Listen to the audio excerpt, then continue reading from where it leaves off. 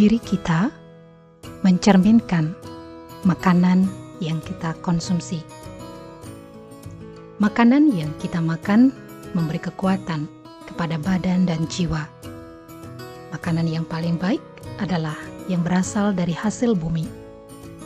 Bumi menyediakan berbagai jenis sayuran, buah, ubi, bunga, biji-bijian, dan rempah-rempah yang bisa diolah untuk menjadi makanan yang sempurna, sehat, dan lezat.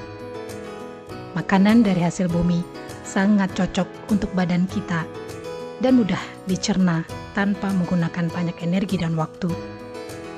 Mereka yang makan makanan vegetarian mempunyai badan yang tidak berbau dan muka yang selalu kelihatan bersih dan bercahaya. Penelitian telah membuktikan bahwa anatomi badan manusia adalah paling cocok untuk mengkonsumsi makanan vegetarian.